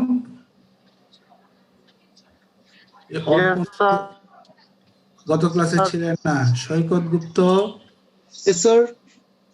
আব্দুল্লাহ মামুন। Yes sir. গত ক্লাস করেননি। সো আজকে অ্যাবসেন্ট আছেন আতিক এমডি আল জামি। সমস্যা ছিল তো এখানে ঢুকতে পারি। আতিক এমডি আল জামি আছেন?